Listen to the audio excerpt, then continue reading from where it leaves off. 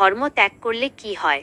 সনাতন ধর্মে ধর্ম কেবল একটি পরিচয় নয়, ধর্ম হল সত্য, ন্যায়, আত্মসংযম, ঈশ্বর ভক্তি এবং শাস্ত্র নির্দেশিত জীবনযাপন। ধর্ম মানুষের চরিত্র গঠন করে, জীবনের উদ্দেশ্য উপলব্ধি করায় এবং পরমেশ্বরের দিকে অগ্রসর হতে সাহায্য করে। তাই ধর্ম থেকে বিচ্যুত হওয়া বা ধর্মীয় আদর্শ পরিত্যাগ করাকে শাস্ত্রে অত্যন্ত গুরুতর বিষয় হিসেবে বিবেচনা করা হয়েছে। ভগবান শ্রীকৃষ্ণ শ্রীমদ্ ভগবদ্গীতায় বলেছেন, শ্রেয়ান স্বধর্ম বিগুণঃ পরধর্মাৎ সনুষ্ঠিতাৎ।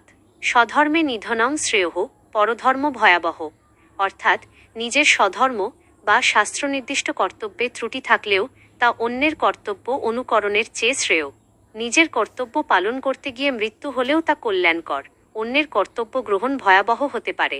এই শ্লোক মানুষকে নিজের ধর্মীয় ও নৈতিক কর্তব্যে অবিচল থাকার শিক্ষা দেয়। শাস্ত্রে আরও বলা হয়েছে, ধর্ম রক্ষতি রক্ষিতঃ, অর্থাৎ যে ধর্মকে রক্ষা করে, ধর্মও তাকে রক্ষা করে।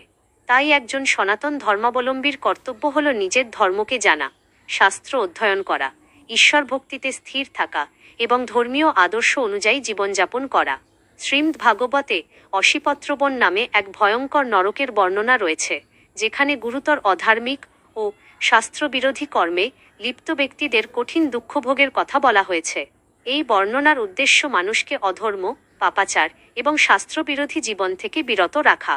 বর্তমান যুগে লোভ, মোহ, অজ্ঞতা বা সাময়িক স্বার্থের কারণে অনেক মানুষ ধর্মীয় মূল্যবোধ থেকে দূরে সরে যায়। কিন্তু প্রকৃত শান্তি, আত্মিক উন্নতি ও কল্যাণ ধর্মাচরণের মধ্যেই নিহিত। তাই সাময়িক লাভের জন্য নিজের ধর্মীয় আদর্শ বিসর্জন না দিয়ে শাস্ত্র অধ্যয়ন, ভগবানের নামস্মরণ, সৎসঙ্গ এবং সৎকর্মের মাধ্যমে জীবনকে সুন্দর করে তোলা উচিত। অতএব সনাতন ধর্মের শিক্ষা হল, নিজের ধর্মকে জানুন, বুঝুন এবং নিষ্ঠার সঙ্গে পালন করুন। ধর্মের পথে অবিচল থাকুন, কারণ ধর্মই মানুষকে নৈতিক শক্তি, আত্মিক উন্নতি এবং পরম কল্যাণের পথে পরিচালিত করে।